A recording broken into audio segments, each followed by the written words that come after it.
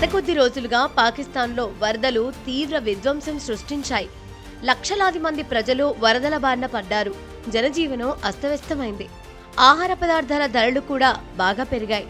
2 వారాల్లోనే పాకిస్తాన్లోని అనేక ప్రాంతాల్లో 20 కిలోల గోధుమ పిండి బస్తా ధర 2,500 రూపాయలకు చేరింది. బియ్యం ధరల్లో కూడా భారీగా పెరుగుదల కనిపించింది. 25 కిలోల బియ్యం సంచి ఇప్పుడు 9,000 నుంచి 9,500 రూపాయలకు అమ్ముడవుతోంది. ఇంతకు ముందు 8,000 రూపాయలు ఉండేదని కమిషన్ ఏజెంట్లు చెబుతున్నారు. 25 కిలోల బియ్యం బస్తా ధర గతంలో కంటే 1,000 రూపాయలకు పైగా పెరిగింది. ఒక్కో కేజీకి 40 రూపాయల వరకు పెరిగింది.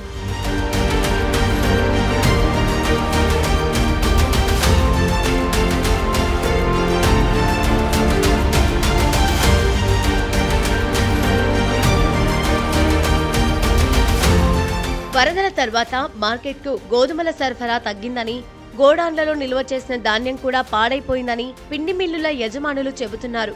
ధరలు పెరగడానికి ఇదే కారణమని వారంటున్నారు. అయితే ఆహార పదార్థాల కొరత కంటే నిల్వలు దాచిపెట్టుకోవడం, లాభార్జన కోసం చూడడం వల్లే ధరలు పెరుగుతున్నాయని నిపుణులు అంటున్నారు. పాకిస్తాన్లో గోధుమలు, పిండి ధరలు సాధారణంగా ఏటా సెప్టెంబర్ తర్వాత పెరుగుతాయి. ఈ సమయంలో కొత్త పంట వచ్చినప్పుడు ప్రజలు తమ అవసరాల కోసం గోధుమలు కొంటారు. అవి అయిపోతే మార్కెట్లో పిండి కొనడం ప్రారంభిస్తారు. పిండి మిల్లులు కూడా మార్కెట్ నుంచి గోధుమలను కొని పిండిగా మార్చి అమ్ముతాయి. దీనివల్ల డిమాండ్ పెరిగినప్పుడు పిండి, గోధుమల ధరలు కూడా పెరుగుతాయి. దీనిని సీజనల్ సైకిల్ అంటారు.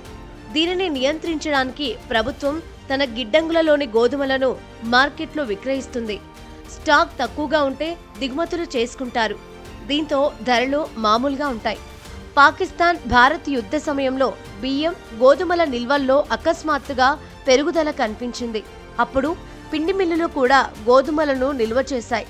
ఇతరులు కూడా రంగంలోకి దిగారు. ఆగస్టు మధ్య నుంచి భారీ వర్షాల కారణంగా పంజాబ్లోని చాలా ప్రాంతాల్లో వరద పరిస్థితి కొనసాగుతోంది. ఇక్కడ ప్రస్తుతం ఒక మాండ్ గోధుమలను 2,200 రూపాయలకు కొనుగోలు చేసిన వారు ఇప్పుడు 4,000 రూపాయల చొప్పున అమ్ముతున్నారు. పాకిస్తాన్లో పిండి ధరలు అకస్మాత్తుగా పెరిగిన తర్వాత ఖైబర్ పంక్తుక్ 20 కిలోల పిండి బ్యాగ్ 900 నుంచి 1,000 రూపాయలకు అమ్ముడవుతోంది. ఇప్పుడు అదే 20 కిలోల బ్యాగ్ 2,400 రూపాయల నుంచి 2,500 రూపాయలకు అమ్ముడవుతోంది.